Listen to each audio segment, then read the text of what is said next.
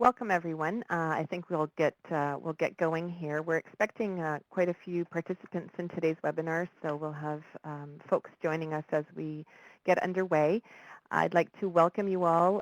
My name is Vishna Zaborski-Breton. I'm with the Canadian Parks and Recreation Association, and I'd like to welcome you to this CPRA webinar, the Canadian Physical Literacy Puzzle.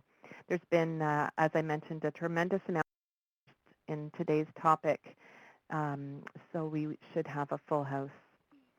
CPRA has hosted a number of webinars over the last couple of years which provide tools, resources, and best practices for parks and recreation practitioners across Canada. Webinars have included topics such as connecting to nature, recreation programming in the after-school time period, and a session on children's mental health with High Five.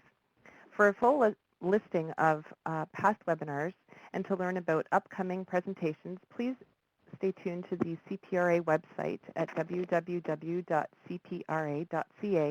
and follow us on Facebook and Twitter. I'd like to welcome our presenters today, Richard Way and Philip Hockman.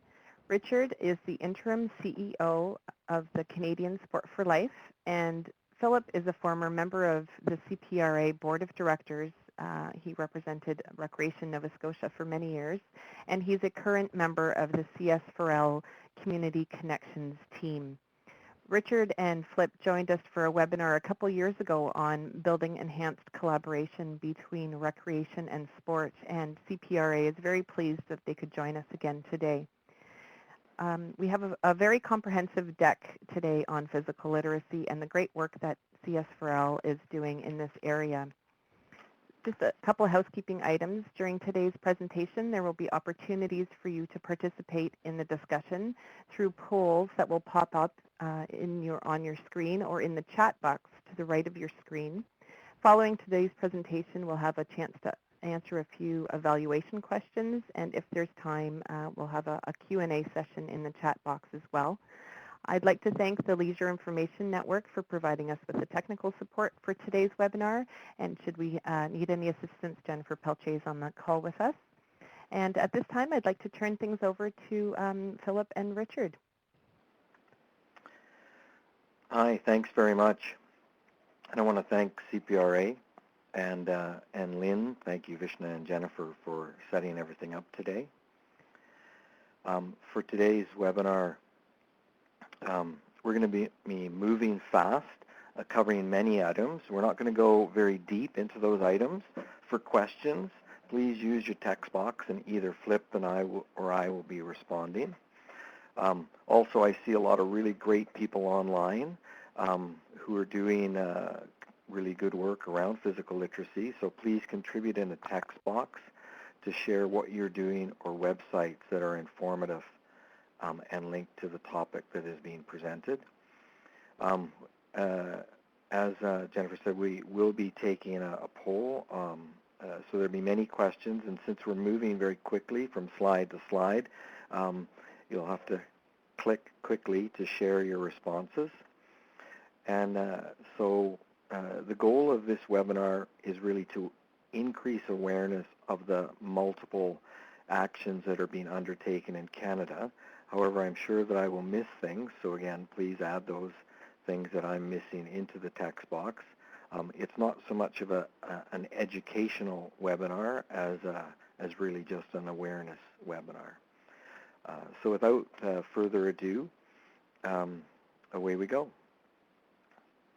So again, just as background, I know most of you are aware of this, but Canadian Sport for Life, we look at the three key outcomes, and that is developing physical literacy, and that underpins a pathway to excellence, and then linking to being active for life and maintaining that physical literacy across the lifespan so that we have an active population. We are using a 7-stage model for those three outcomes, and as you can see, going through the different stages in a person's kind of pathway or physically active life, leading up towards that train to win excellence, or being competitive for fit to life, and valuing all those as opposed to the pyramid model that has been used in the past, which is a structured system of exclusion.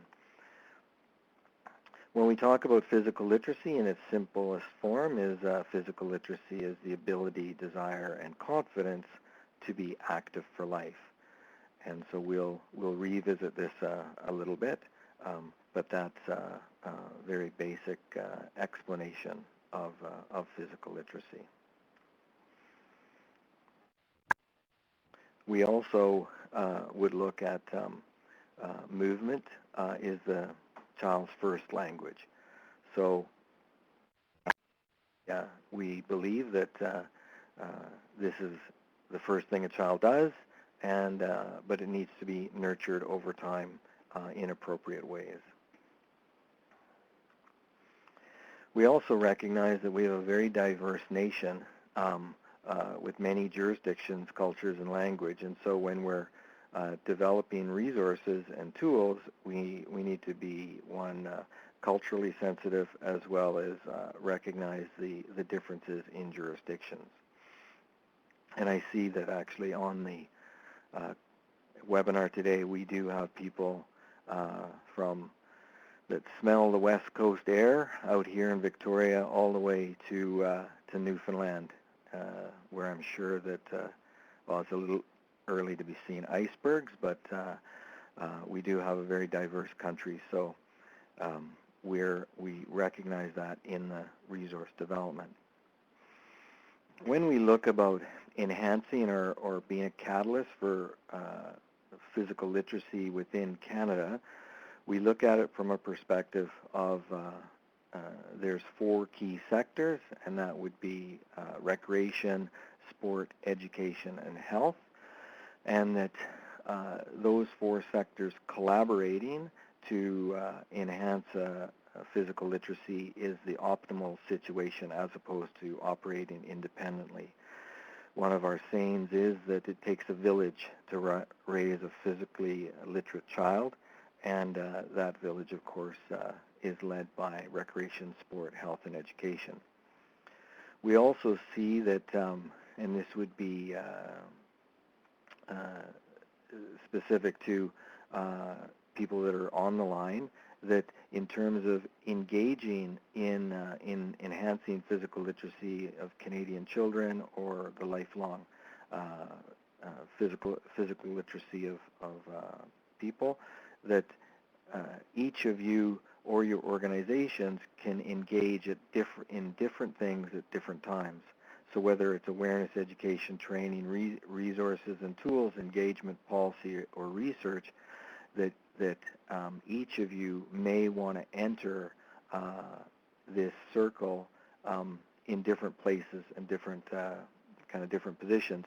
And there isn't necessarily that you enter at a number 1 and work your way through. It's you enter where you need to be. So that these different items on the circle here are actually the way this webinar is structured, and we're going to start at awareness in terms of just, again, quickly overviewing what are the different awareness mechanisms out there to inform people around physical literacy. What can you use?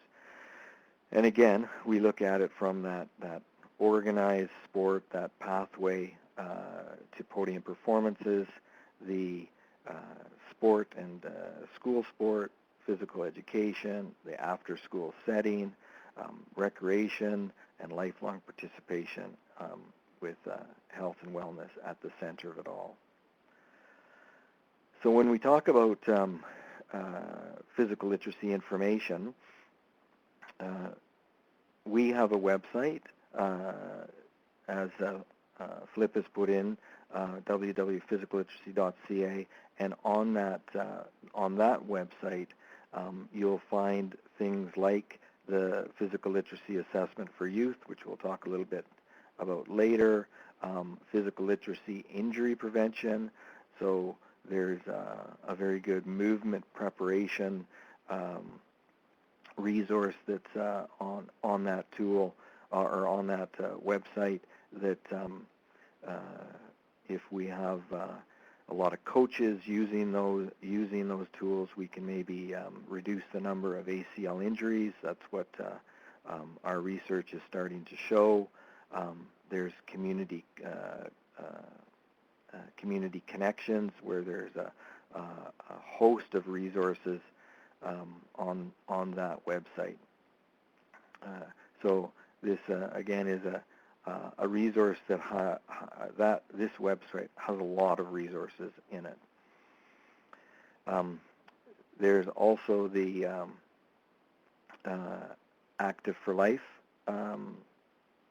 resource that I'm just giving a few moments for everyone to answer this poll. We'll just give a few moments, and then we'll move on to the next slide.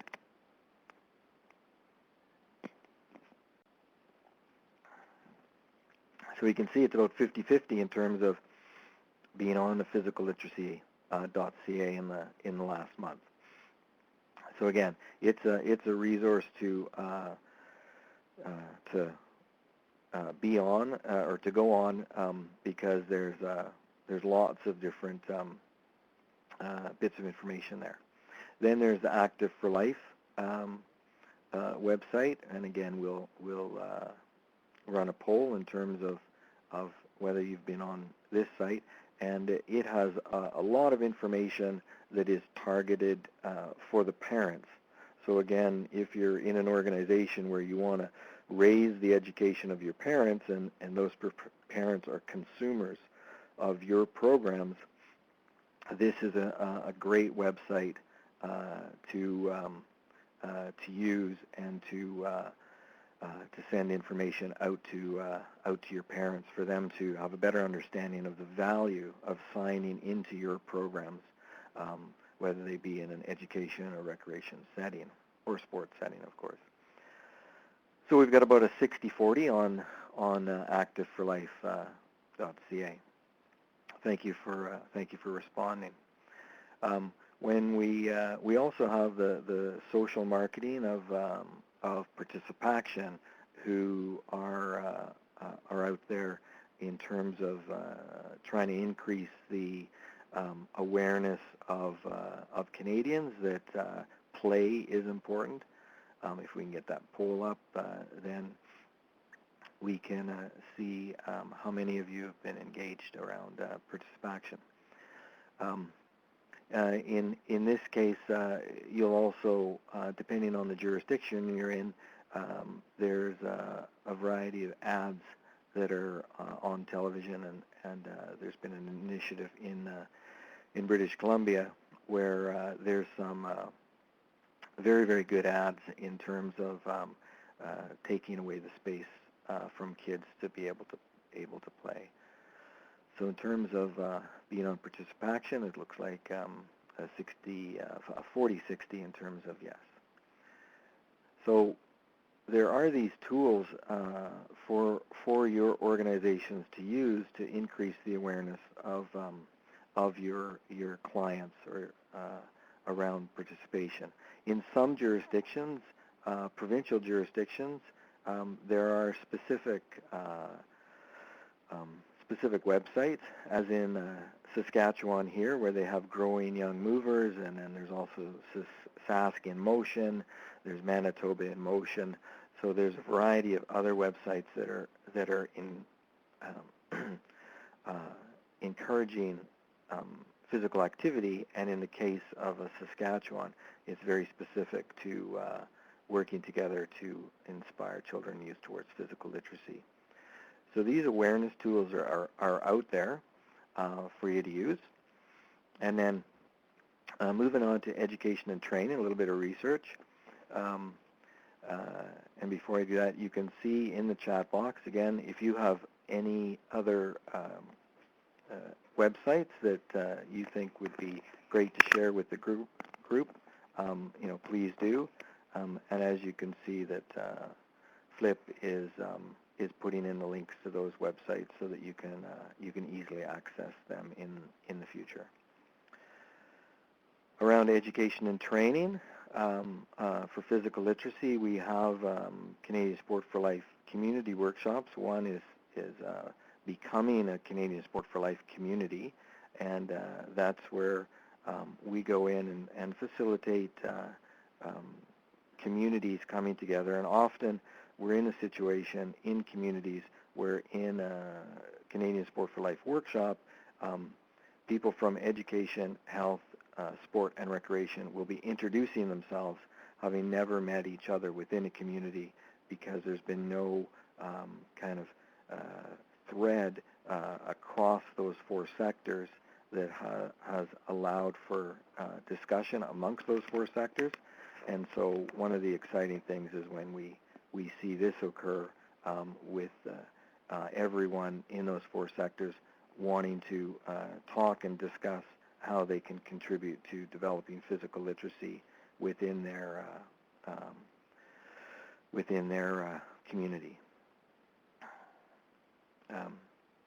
We also see recreation professionals, physical literacy education happening, and schools like Everactive Schools. Here's an example in Alberta, where Everactive Schools, they put on a physical literacy summer institute that I think has been sold out in the last year, and again, it's a way of communicating, and there's great things that are going on, especially in I would say Alberta and BC, around in BC around the Pacific Sport, where they have physical literacy coordinators funded by Via Sport throughout the province of BC in the 6 regions. Correct me if I'm wrong, Via Sport in the text box, and then in the Everactive Schools, as well as in the Fit for Life centers. I might have got that wrong. Throughout Alberta, where there's the 9 centers, where again they're advancing physical literacy within the regions of Alberta. We also see emerging physical literacy community summits, where champions in communities in Canada have put together summits to bring together people from their city or region and to learn more about physical literacy. The first and the largest is first it was the Hamilton Physical Literacy Summit in the first year, where they had about 400 people attend, and then last year they call it the Ontario Physical Literacy Summit, where they had, I think, about 660 delegates attend a 1.5-day summit in the Hamilton area. There's also last year a summit, a physical literacy Canadian Sport for Life summit in Kingston, and maybe Linda, you could put in the text box how many people attended, because I can't remember exactly.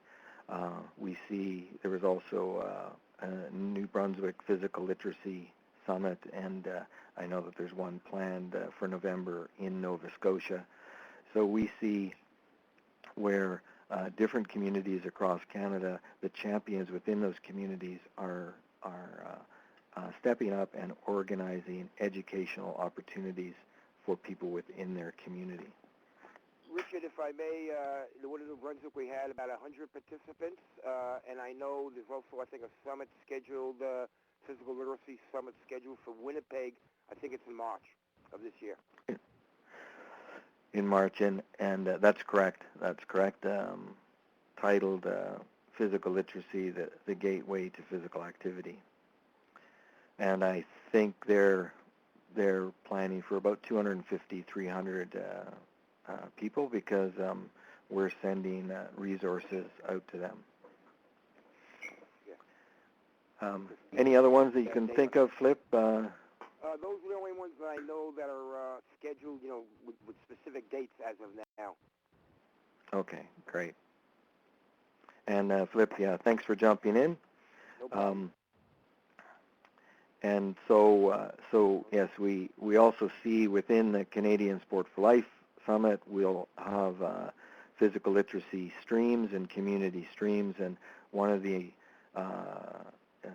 certainly impressions that I took away from the last Canadian Sport for Life Summit was just how many communities are really engaging and activating their community and really affecting, improving the delivery of sport and physical activity in their communities by using the factors and principles of Canadian Sport for Life and the information that's being shared around physical literacy. Is just really exciting to see.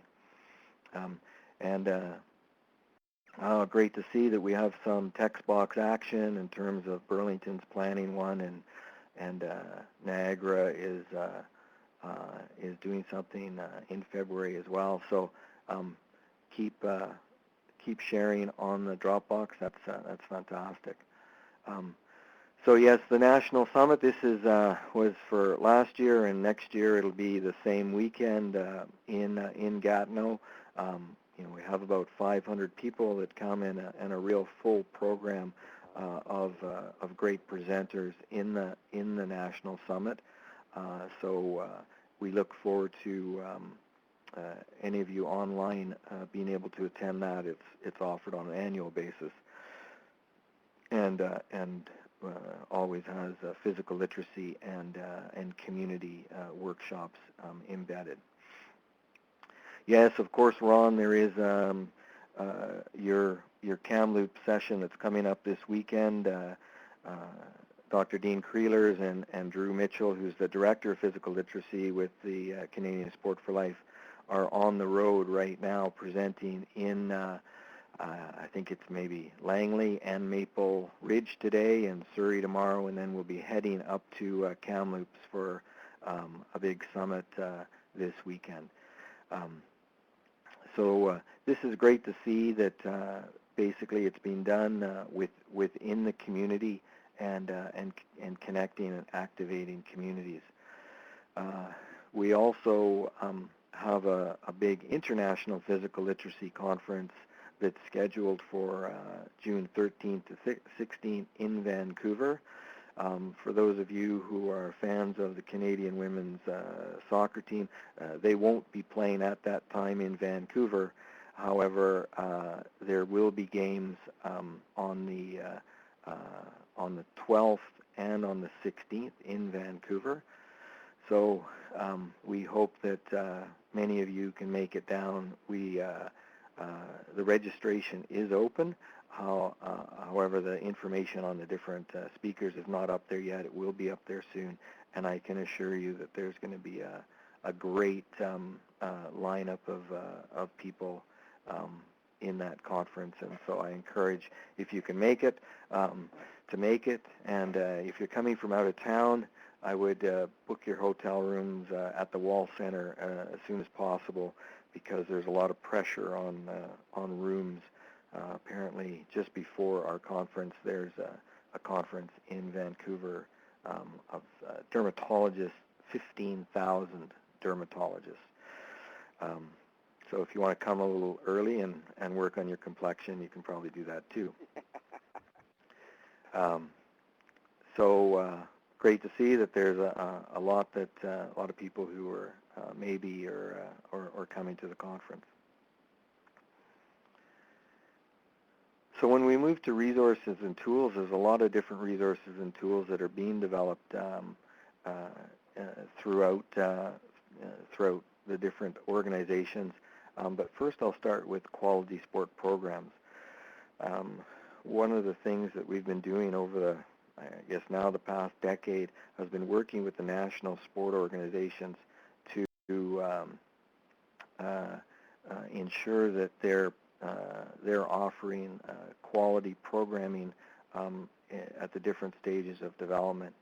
We have a recommended quality sport programs, and this was actually first requested by Recreation Newfoundland. I was out in Newfoundland making a presentation a few years ago, and the recreation group said, "Geez, you know, could we get a list of programs that you would recommend, you being Canadian Sport for Life, would recommend that we utilize within our communities?" So we put this list together, and this is in working with the national sport organizations.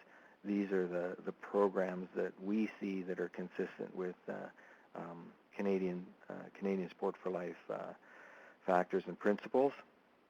And so I think Flip is going to put up a link to where you can find that. It's in the RBC Learn to Play as one location, as well as on our website. From a sport quality programs, this is an excellent resource to take a look at. And Richard, a key point is to make sure that the community coach, if they're implementing a program, sport program, that it's the appropriate sport program. So, for example, if it's for young boys or girls in baseball, they should be doing a rally cap, and unfortunately a lot of the coaches who maybe been there several years may not even be aware of the existing program that should be implemented, i.e. rally cap in baseball as one example. Yes, that's an excellent point, Flip, in that for those recreation professionals that are on the line, to ask the minor sport organizations to say, hey, again, using the example of rally cap is are you utilizing rally cap within your community? We know in terms of working with the national sport organizations that the use of these programs often result in actually increased participation as compared to programs that have been traditionally used. And again, rally cap is really a replacement for T-ball, and T-ball is somewhat of an institution, but has shown in terms of the stats that kids sign into baseball and actually their numbers drop through the T-ball years, whereas when rally cap is utilized, the numbers are maintained, which is resulting in increased registration into baseball. So these are quality programs. If you haven't taken a look at it, then take a look at it.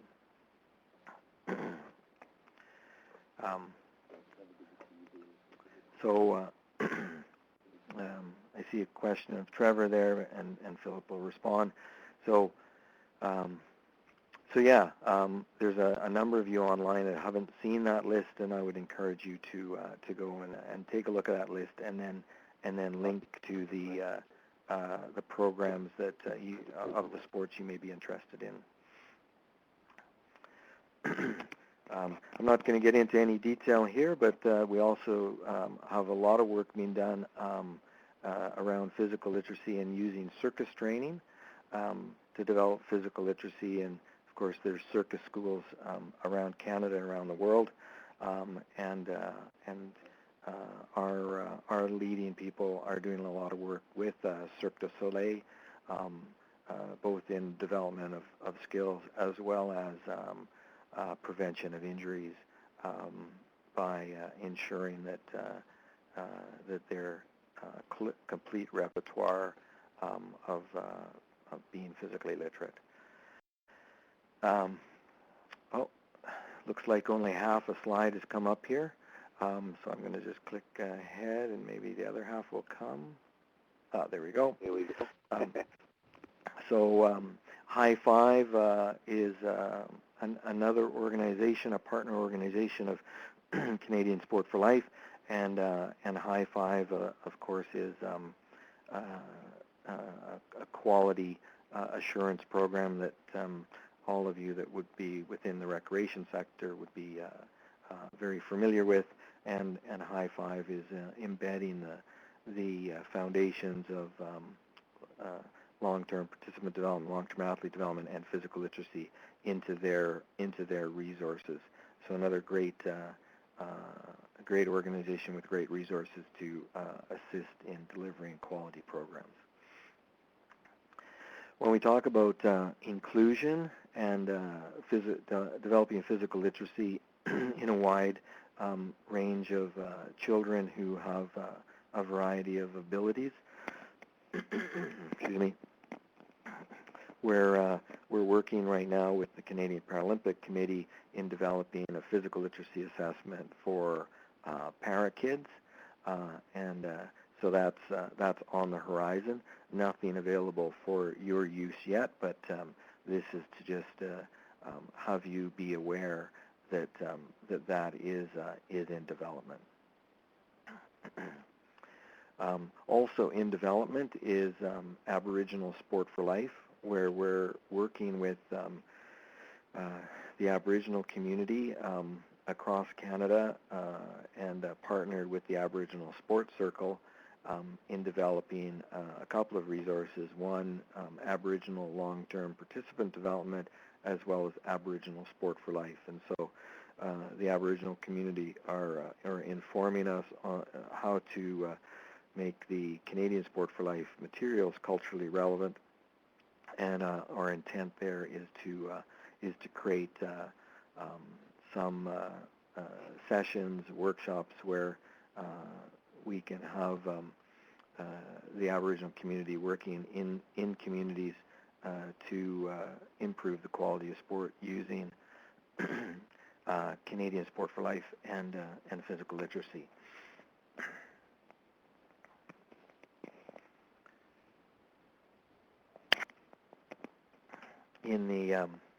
We're also working on physical literacy environmental assessment, so nicknamed acronym PLE. In this environmental assessment, it will be looking at what are the spaces that are going to enhance the development of physical literacy. So that's in the works right now, and we're about halfway through. Nothing to really share at this point, but I just wanted to give everyone on the call a heads up that that is in development. Also being created is the physical literacy observation tool. The physical literacy assessment for youth and other tools only are valid down to the age of 7.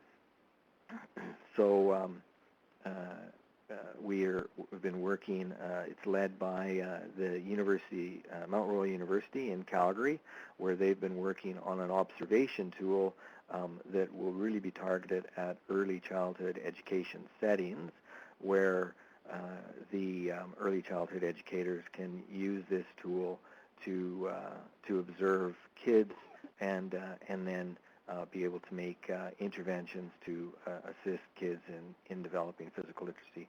So that tool is now at the point where we're going to be piloting in a number of communities in Canada.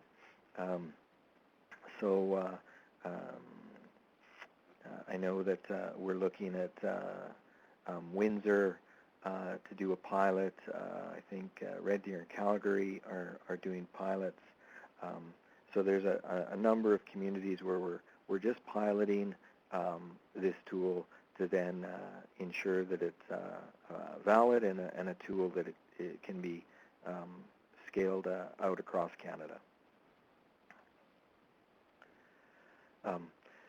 Play Safe initiatives. We're working in Ontario with Brandy Tannenbaum, and if you've not seen the short presentation on physical literacy as a vaccine presented by Brandy at the Canadian Sport for Life Summit, it's a great short presentation that I encourage you all to be able to see. But in terms of play safe, it's using physical literacy and developing physical literacy in across the lifespan to reduce injuries.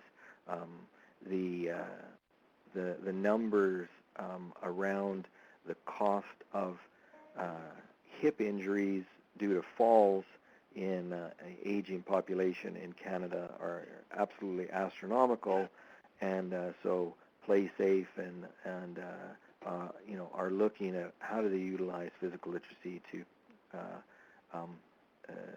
continue to have a mobile population that doesn't result in injuries. So it's great and leading work in that sector. We'll get back to it later. Okay.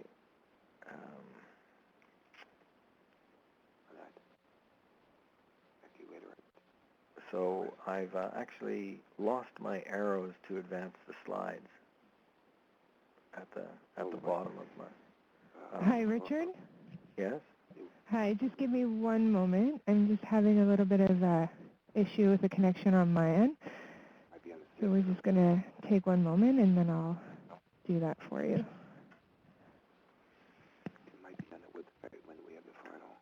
Okay, while we're doing that, because I can't advance the slides, keep throwing your comments in, and to Lambton Public Health. Yes, the physical literacy as a vaccine was. I don't think that it was actually taped at that presentation. It wasn't taped, eh? Okay. And so I'm not sure if it's actually available online. However, the slides would be available online at Canadian Sport for Life if you go into the resource section and look in the 2015 Summit presentations. That I haven't actually checked to make sure that it's there, but however, it should be there. Oh, looks like we're back up and running.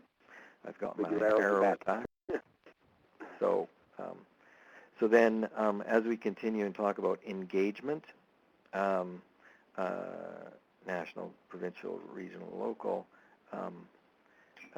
when we talk about sport and physical literacy and developing really good movers in sport, there are examples that are happening across the country. I will feature one of the biggest, if not the biggest, provincial organization in the country, which is the Ontario Soccer Association, who has really identified that developing physical literacy in their through soccer, contributing through soccer, is one of their goals, and I'll actually relate that to one of previous Canadian men's soccer coaches, Stephen Hart, who now is unfortunately the coach in Trinidad and Tobago. But one of his comments coming back from a major tournament,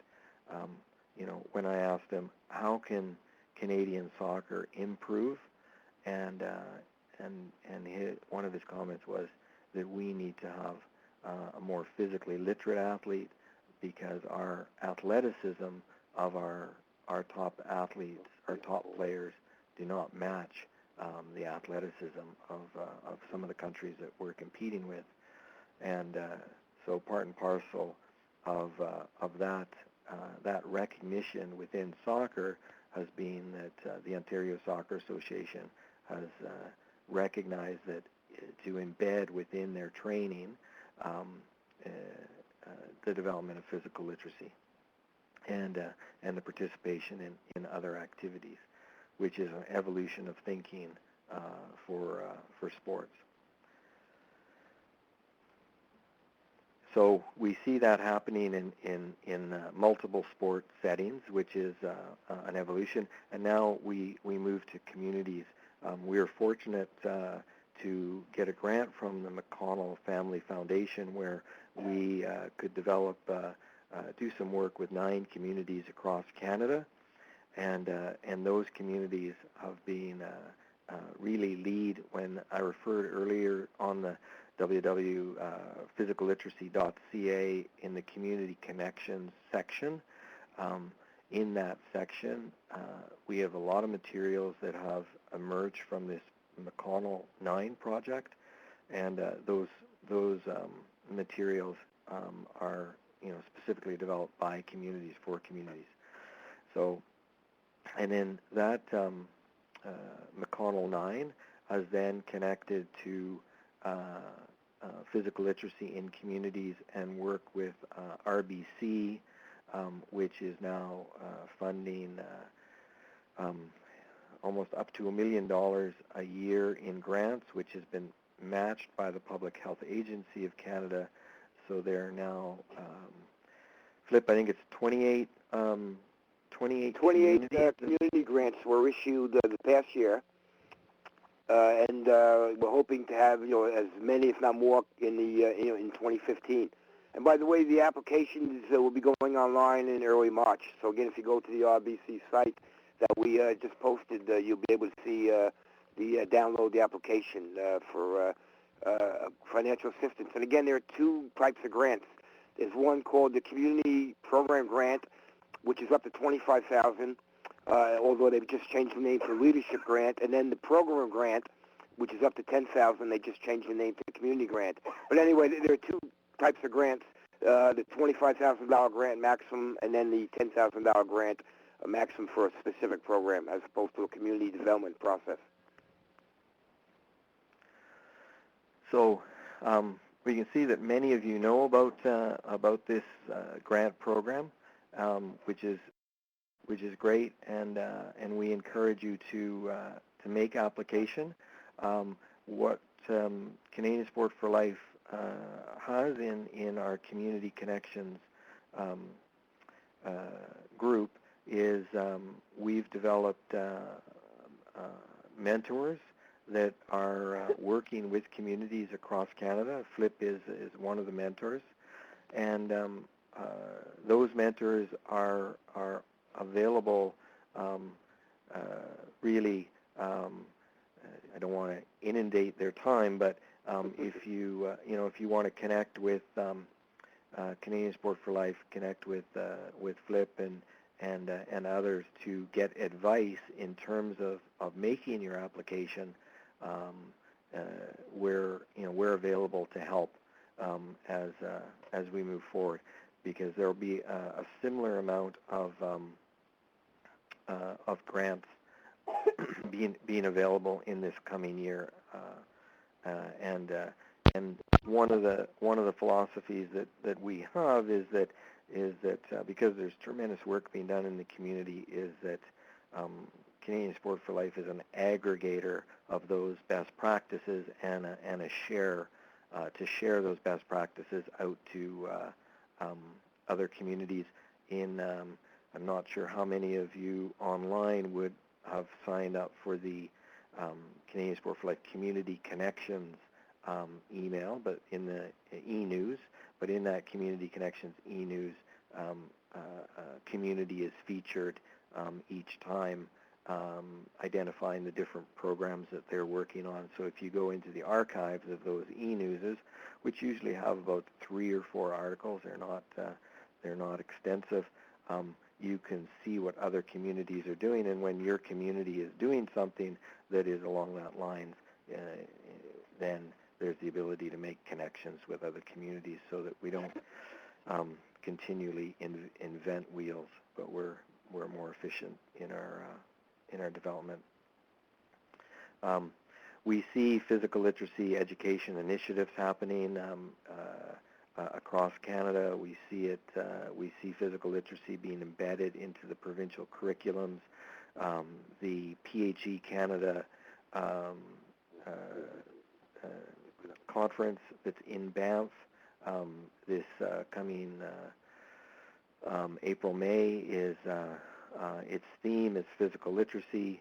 So there's if you go to PHE Canada, you'll be able to find out about that conference. And again, it's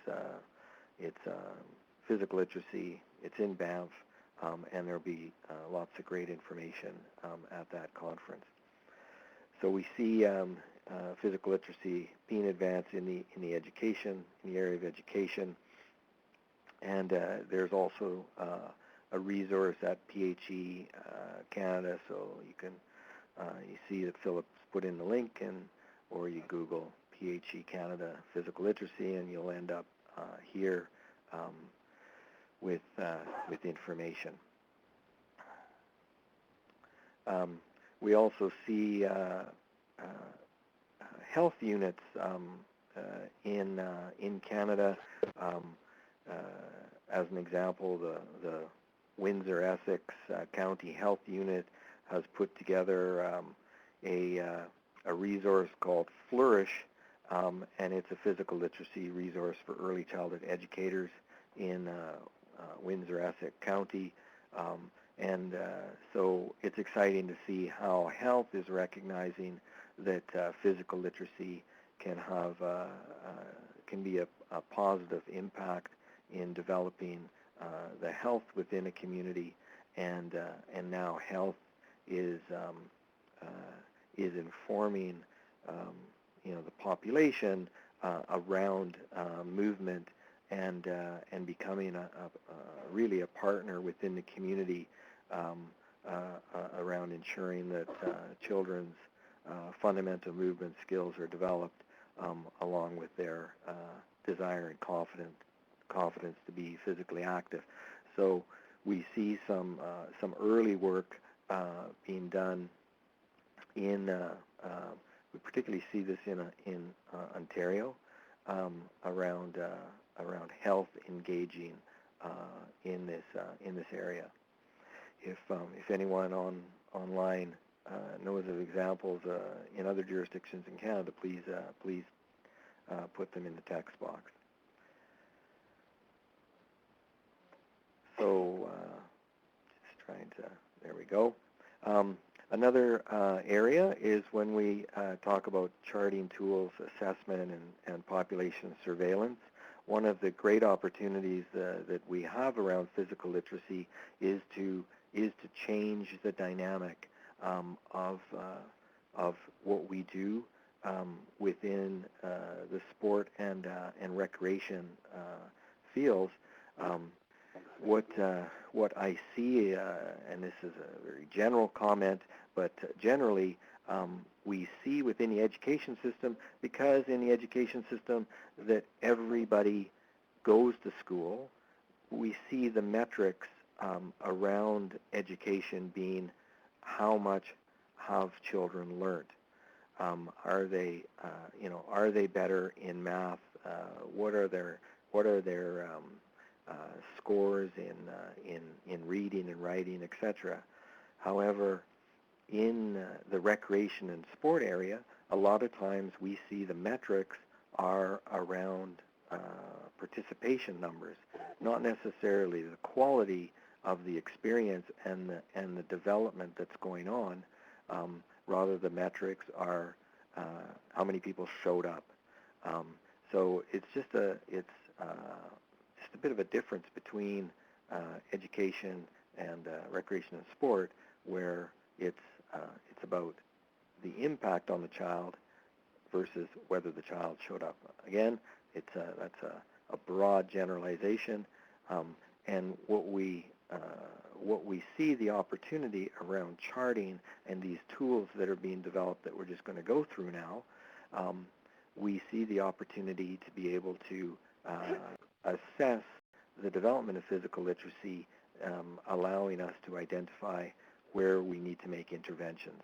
So the play tools, and Philip's put the link in. The play tools are a resource, and I can see that we're at 60-40 in terms of people knowing about them. So I do encourage those 40% to go and learn more about these play tools and how they can be utilized in programming. This is the website where you can go in and you can, it's a very user-friendly website in terms of it takes you through the steps to be able to do it without necessarily having to take courses on how to deliver this.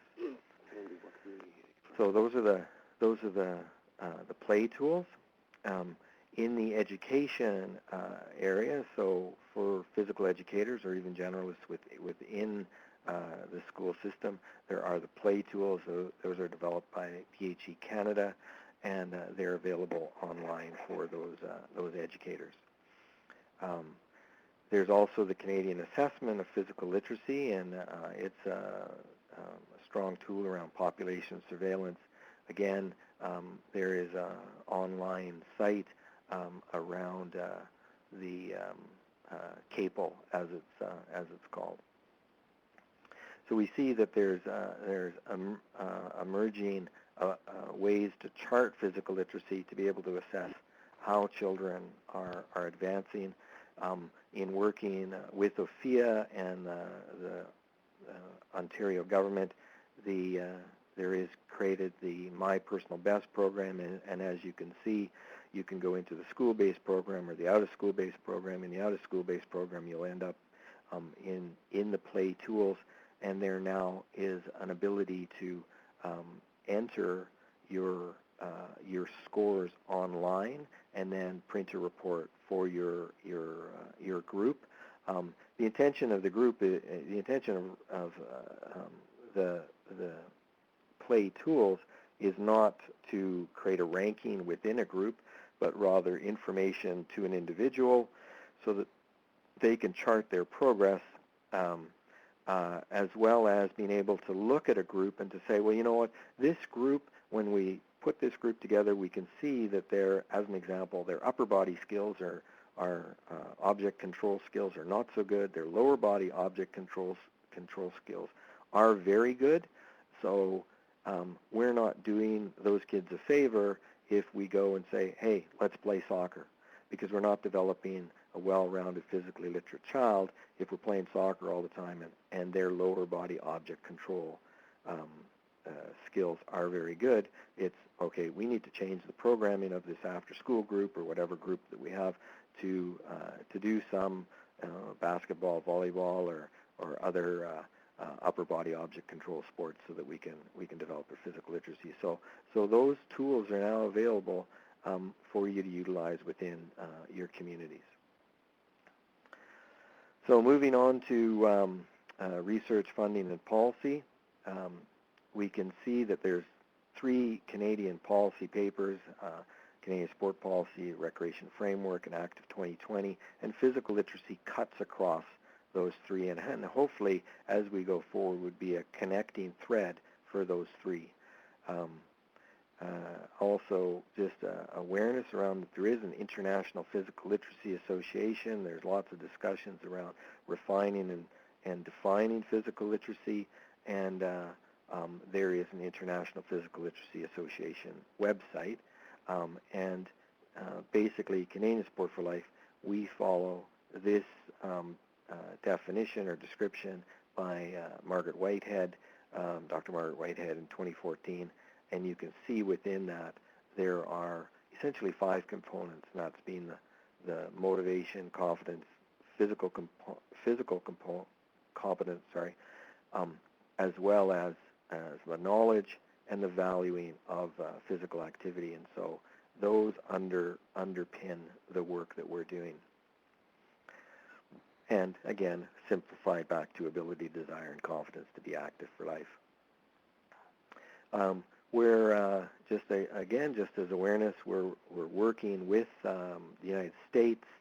You can see Utah Sport for Life there, and the U.S. Hockey, which has created an ADM, which is essentially their LTAD, and then there's the Aspen Institute, which has created Project Play, which is reimagining youth sport in America, and one of the considerations there is developing physical literacy, and they're actually launching the Project Play playbook next week in Washington, and so there's some interesting information that's coming out of that, and so I would encourage you, again, just to look at the work that they've done, Aspen Institute Project Play, because it's again, good work, and the Americans have a very succinct and clear way of communicating messaging. So again, it's just something to put in your toolbox to continue to develop your communities. As mentioned, Canadian sport policy has physical literacy as a foundation, and so due to that, we see different provincial territorial initiatives that are happening, whether it be sport or recreation, and as an example, Via Sport here in BC identifies Canadian Sport for Life with physical literacy as one of their key pillars within their strategic plan. And we see those plans happening across Canada in various ways. As I mentioned before, physical literacy is embedded in curriculum, and now we're seeing city sport policies.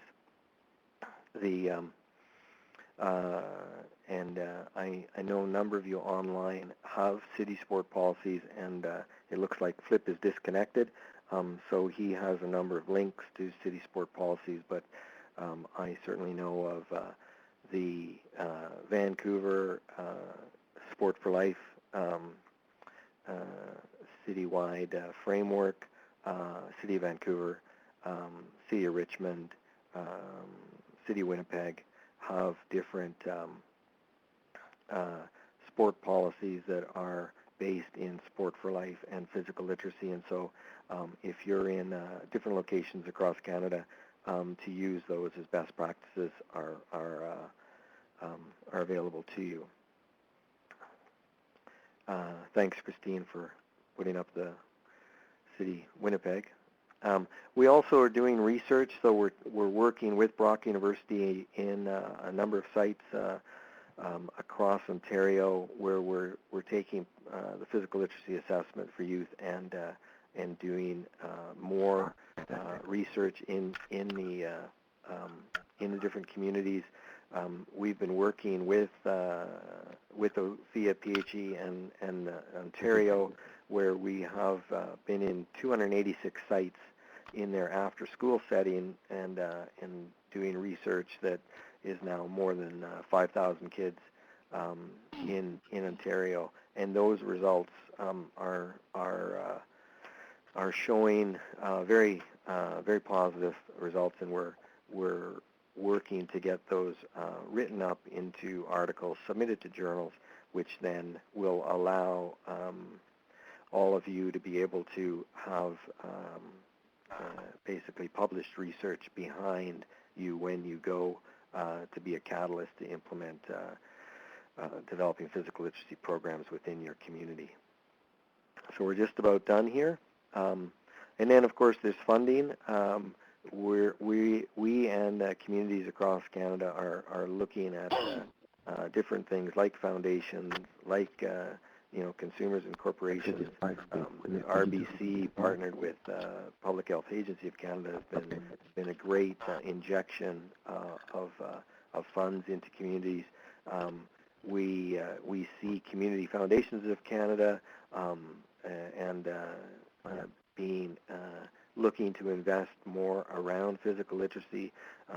Probably the strongest example right now would be the Victoria Foundation, that is invested in a number of physical literacy projects in Victoria, and I think Lindsay's online and can maybe pop in a few links on the programs that are done at the Pacific Institute of Sport Excellence around physical literacy that have been funded by the Victoria Foundation. So again, that's work that is being done to have more funders invest in developing physical literacy and sharing those. So that's it. I see that we've done 1 minute over time here. So there's multiple websites that Flip has put into the text box, and we again, we've not gone deep in any of these areas, but we just wanted to, for today, to give you a very brief understanding and awareness of kind of the broad scope of the many things that are going on. So I thank you very much for your participation and contribution into the text box, and I'll turn it back over to Jennifer and Vishna. Thank you so much, Richard. That was what a terrific presentation. The amount of information that's out there currently on physical literacy and all of the work that's being done in the sector is just, it's quite incredible. I'd like to thank you and Philip for taking your time and sharing your expertise and your knowledge with us all on this subject. As I mentioned, the tools and resources are numerous. And if anybody, I'm sure we could maybe even compile all those links and perhaps share them with the participants again. We want to thank everyone, realizing that our hour of time is up. If you do have any questions, feel free to email me at info@cpra.ca with any follow-up questions. We appreciate your input into the evaluation questions as participants. It helps us to structure our webinars, our future webinars, and to receive some vital feedback on the current one. So I'd like to thank everyone again for their participation and your time. Richard and Flip, it was just terrific. So thank you. Thank you all. Thank you for sharing, and we hope that you take part in a CPRA webinar again in the future. Thank you all, guys. Thank you. Thank you very much. Thanks, Jennifer, for everything as well.